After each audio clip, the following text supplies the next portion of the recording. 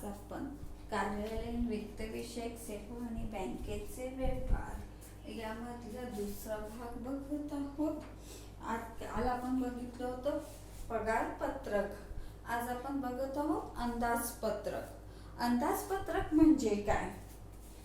अंदाजपत्रकाचा अर्थ काय आहे तर ज्यावेळेस आपण भविष्यकालीन आराखडा करत असतो एखादं काम करण्यासाठी, ज्यावेळेस आपण भविष्य काळामध्ये काम करण्यासाठी एखाद्या कामाचा आराखडा करत असतो आणि त्या कामासाठी आपल्याला किती आर्थिक तरतूद करावी लागणार आहे याचा अंदाज घेत असतो, तेव्हा त्याला आपण अंदाजपत्रक असं म्हणतो.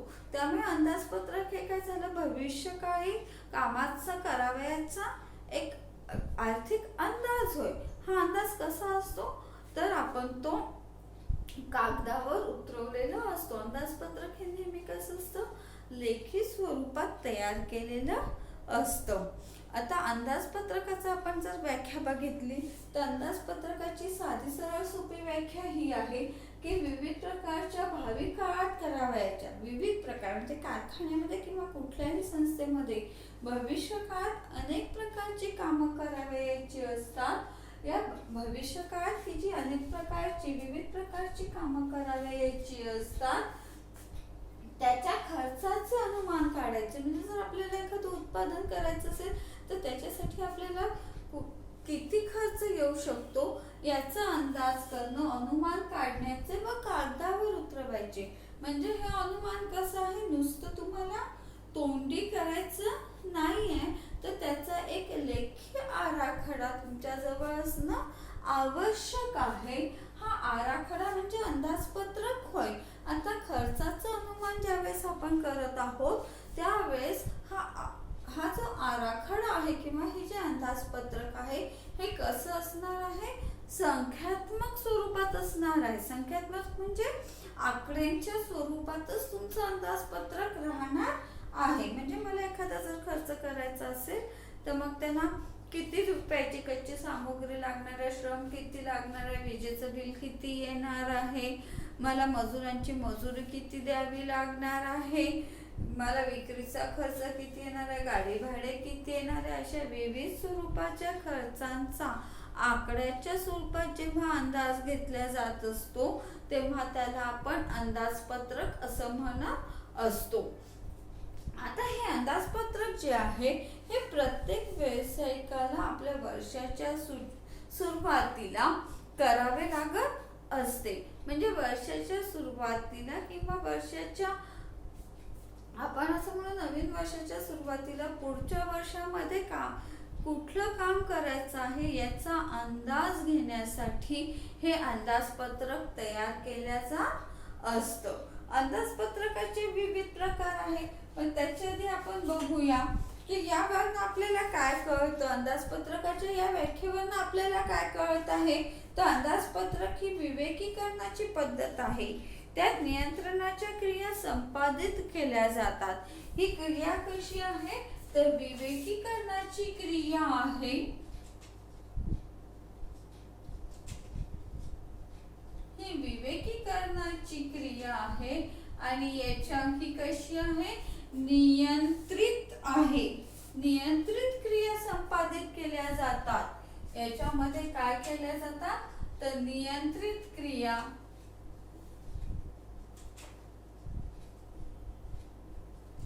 संपादित केल्या जातात.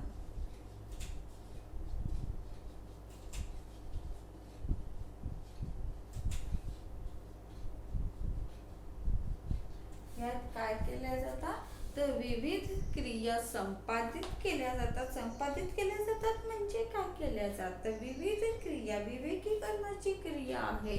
विवेकीकरण म्हणजे काय तर मला जर एखादी गोष्ट भविष्य काळामध्ये करायची असेल तर ती कितपत पद्धतीने ती यशस्वी होणार आहे याचा सुद्धा आपण विचार करणं आवश्यक आहे.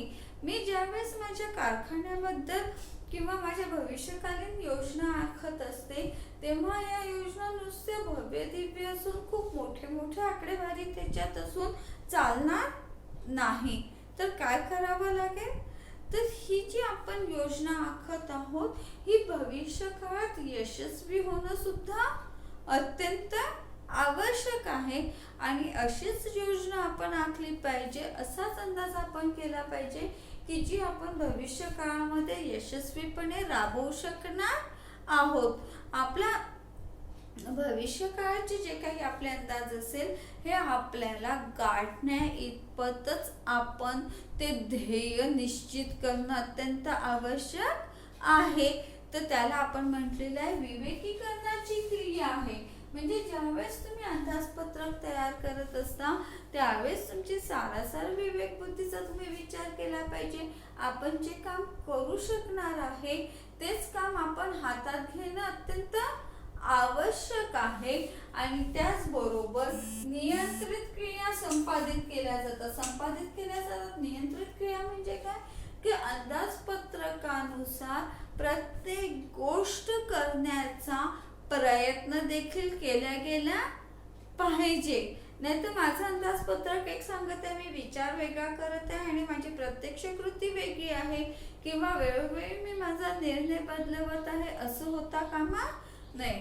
तर मी जे काही अंदाजपत्रकामध्ये निश्चित केलेलं आहे त्याच्यावर नियंत्रण ठेवूनच मला माझं कार्य पार पाडणं अत्यंत आवश्यक आहे. ती एक नियंत्रित करण्याची काय संपादित केलेली म्हणजे अगदी विचारपूर्वक विवेकपूर्ण विचार करून ती क्रिया केल्या गेलेली आहे. दुसरा मुद्दा काय आहे, अंदाजपत्रक हे प्रबंधन, समन्वय व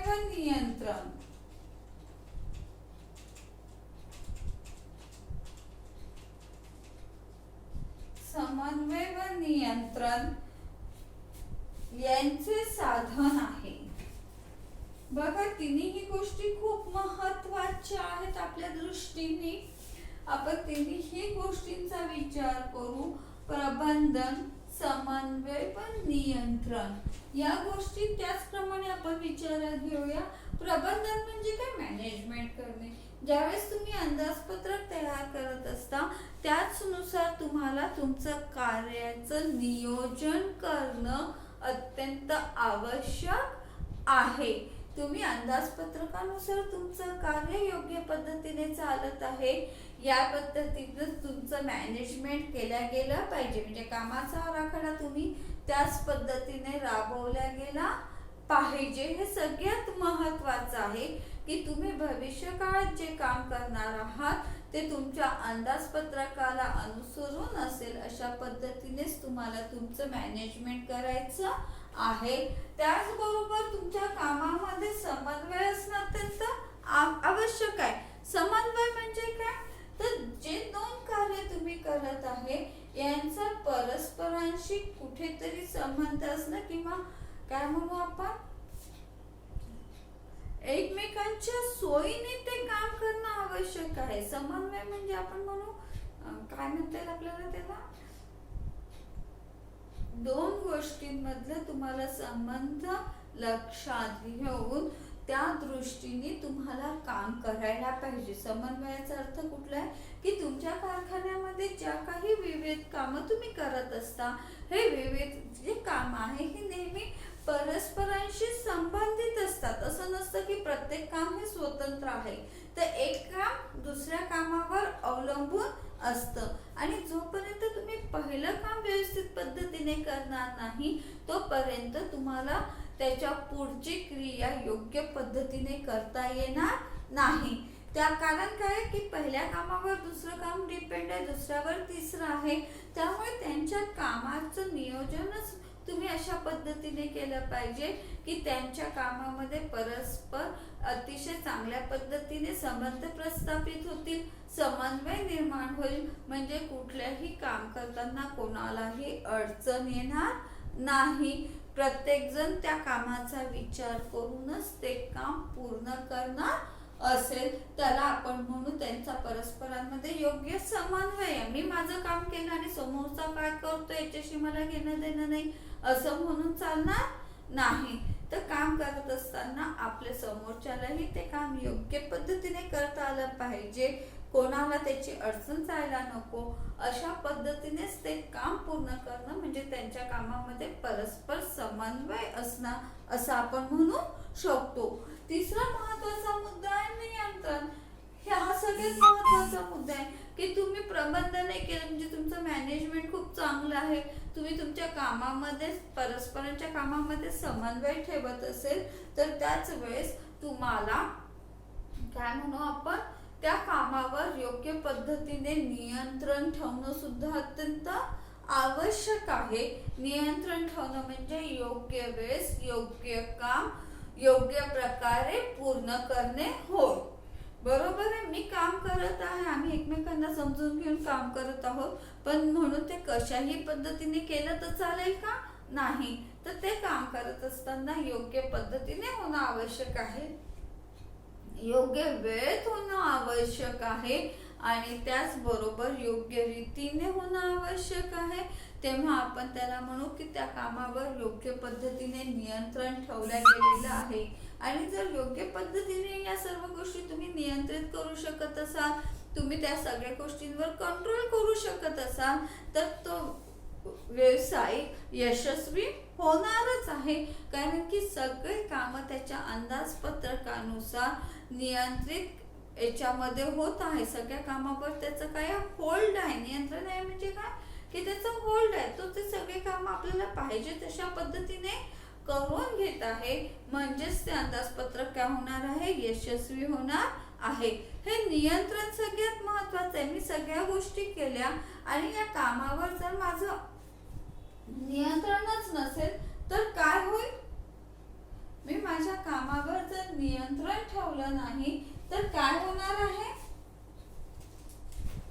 ते काम योग्य पद्धतीने होणार नाही. प्रत्येक जण आपापल्या सोयीनुसार काम करत राहील आणि त्यामुळे मोठ्या प्रमाणावर कामाचा काय होईल, कामाचा अपव्यय म्हणण्यापेक्षा वेळेचा अपव्यय होईल.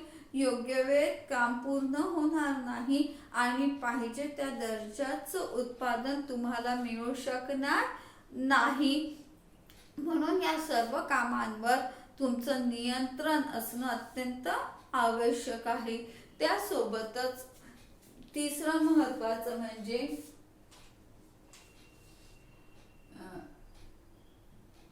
हे अंदाजपत्रक हे कसं असतं, आकड्यांवर आधारित असतं. तिसरा महत्वाचा मुद्दा काय आहे, अंदाजपत्रक हे अंकात्मक असतं.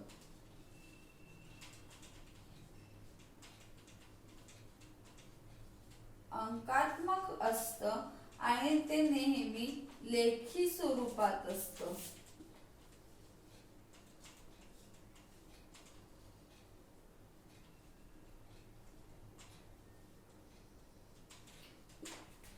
अंकात्मक म्हणजे अंदाजपत्रक हे नेहमी आकड्याच्याच स्वरूपात येणार आहे.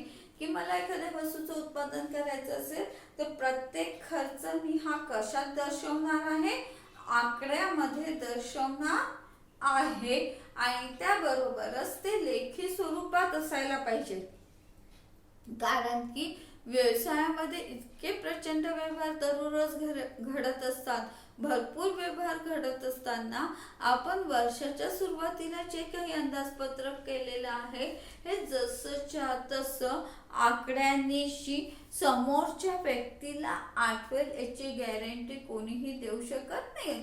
आपण काल जे हिशोब लिहिलेले आहे ते आज आपण विसरून जातो. आपल्याजवळ 4-5च आपण काहीतरी वस्तू खरेदी करतो परंतु जशीच्या तशा आकडे आपल्याला आठवत नाही. मग व्यवसाय म्हटलं की दररोजच प्रचंड व्यवहार घडत असतात आणि हे जे व्यवहार घडत असतात हे कसे आहेत, आर्थिक स्वरूपाचे व्यवहार घडत असतात. त्यामुळे वर्षाच्या सुरुवातीला आपण जे काही अंदाजपत्रक केलेलं आहे ते जसंच्या तसं आपल्याला गरज पडल्यानंतर आठवेलच आकड्यानिशी याची शक्यता नसल्यामुळे हे अंदाजपत्रक लेखी स्वरूपात असणं अत्यंत आवश्यक आहे.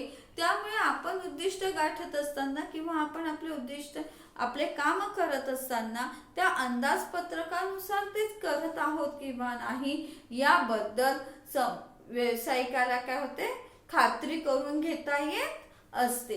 हे झालं आपलं अंदाजपत्रकाचा अर्थ, अंदाजपत्रक म्हणजे काय आणि ते कसं असावं याबद्दल. आता आपण बघूया अंदाजपत्रकाचे प्रकार. अंदाजपत्रकाचे विविध प्रकार आहेत, त्यामधले काही प्रमुख प्रकार बघूया.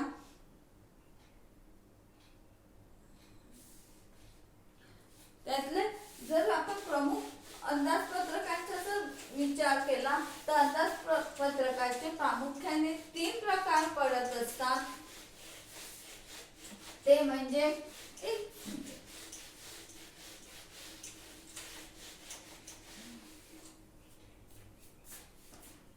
आपण अंदाजपत्रकाचे प्रकार पाहू.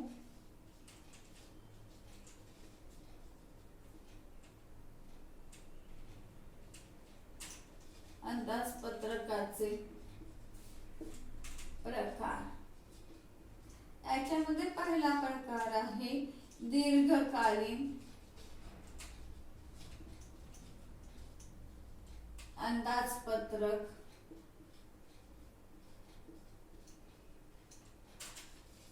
दुसरं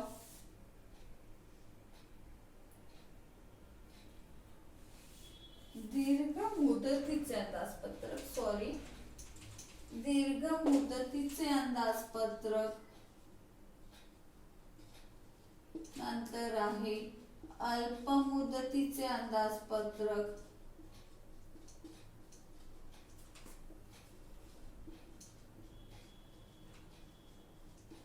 आणि त्यानंतर आहे चालू अंदाजपत्रक.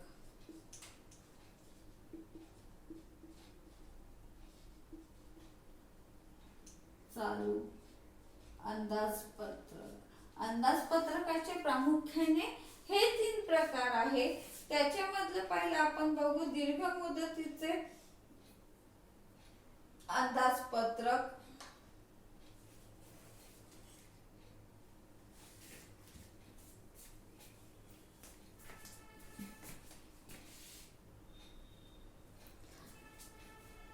आता हे जे अंदाजपत्रकाचे आपण जर प्रकार बघितले, दीर्घकालीन अंदाजपत्रक, अल्पकालीन मुदतीचे अंदाजपत्रक आणि चालू अंदाजपत्रक, हे तिन्ही पण कशाचे प्रकार होतील, काळानुसार अंदाजपत्रकाचे.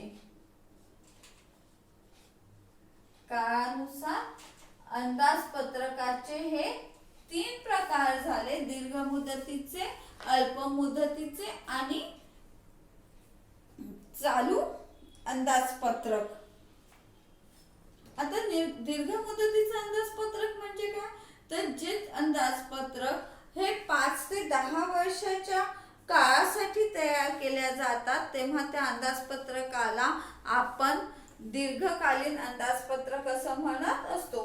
म्हणजे त्याची मुदत कमीत कमी किती ठेवलेली आहे, 5 ते 10 वर्षाचा भविष्याचा विचार करून ज्यावेळेस अंदाजपत्रक तयार केल्या जातं तेव्हा त्याला आपण दीर्घ मुदतीचं अंदाजपत्रक असं म्हणत असतो. दुसरं आहे अल्प मुदतीचं अंदाजपत्रक. जे अंदाजपत्रक साधारणतः 1 किंवा 2 वर्षासाठी केल्या जात असतं, त्या अंदाजपत्रकाला आपण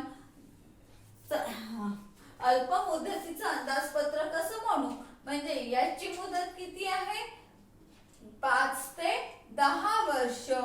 अल्प मुदतीच्या अंदाजपत्रकाची मुदत किती आहे, 1 ते 2 वर्ष. आणि चालू अंदाजपत्रक म्हणजे जे चालू वर्षासाठी केलेलं असतं त्या अंदाजपत्रकाला चालू अंदाजपत्रक असं म्हणतात. सहसा याचा कालावधी किती असतो, एखाद दुसऱ्या महिन्याचा कालावधी याचा असतो. आणि आलेल्या परिस्थितीवर मात करण्यासाठी, व्यवसायामध्ये जी परिस्थिती उद्भवत असेल त्याच्यावर मात करण्यासाठी हे अंदाजपत्रक तयार केल्या जात असतं. त्यानंतर कार्यानुसार अंदाजपत्रक. दुसरा प्रकार आहे, हे पहिलं आपलं झालं काळानुसार. दुसरा प्रकार आहे कार्यानुसार अंदाजपत्रक.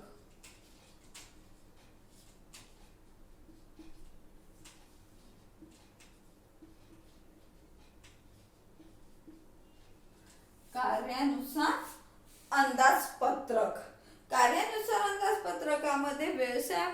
असे विविध प्रकारची कामं करावयाची असतात. या कामाचा जो अंदाज घेतला जात असतो त्याला आपण म्हणतो कार्य. या कार्यासाठी जे अंदाजपत्रक तयार केल्या जातं त्याला आपण म्हणत असतो कार्यानुसार अंदाजपत्रक असं आपण म्हणत असतो. या अंदाजपत्रकामध्ये प्रामुख्याने समावेश होतो नंबर 1 विक्री अंदाजपत्रक,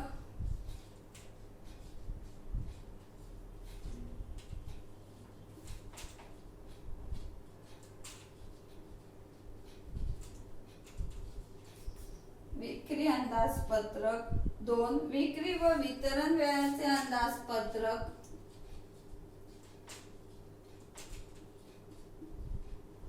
विक्री व वितरण व्ययाचे अंदाजपत्रक.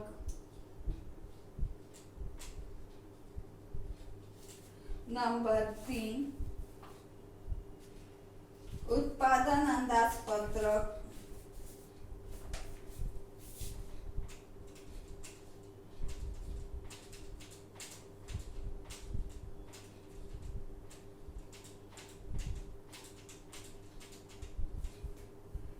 नंबर 4 खरेदी.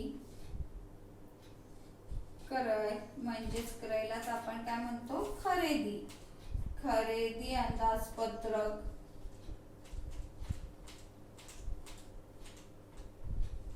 त्यानंतर आहे उत्पादन व्यय अंदाजपत्रक.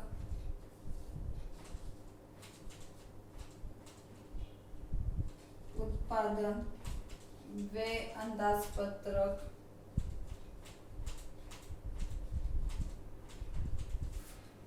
नंबर 6 संयंत्र उपयोग अंदाजपत्रक.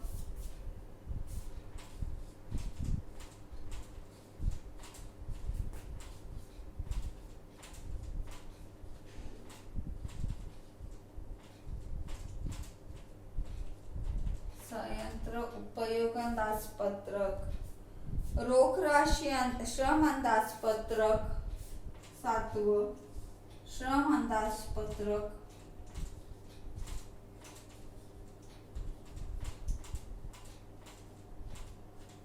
श्रम अंदाजपत्रक.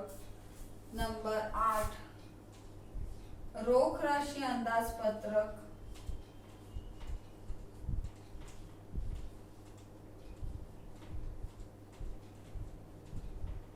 रोख राशी अंदाजपत्रक. 9 भांडवल निधी पुरवठा अंदाजपत्रक.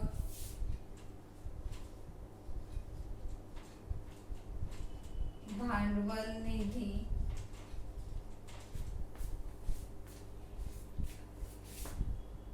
पुरवठा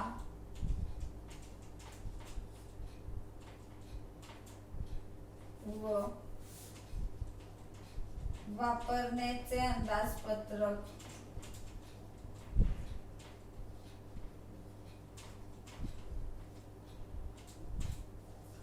10 मुख्य अंदाजपत्रक.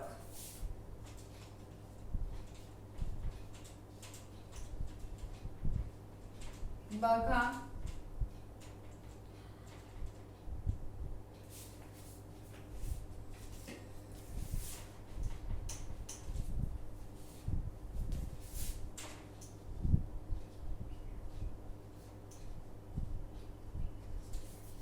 मुख्य अंदाजपत्रक. अंदाजपत्रकाच्या प्रकारामध्ये आपण दुसरा प्रकार घेतलेला आहे कार्यानुसार अंदाजपत्रक. कार्यानुसार अंदाजपत्रकाचे एकूण 10 प्रकार आहेत जे आता आपण बघणार आहोत. आता मी एक अंदाजपत्रकाचा प्रकार तुम्हाला पुढच्या व्हिडिओमध्ये दाखवत आहे, कारण ते सगळे आपण एकाच वेळेस घेऊ. 2 व्हिडिओमध्ये जर आपण ते वेगवेगळे केले तर लक्षात येणं कठीण जाईल. ठीक आहे.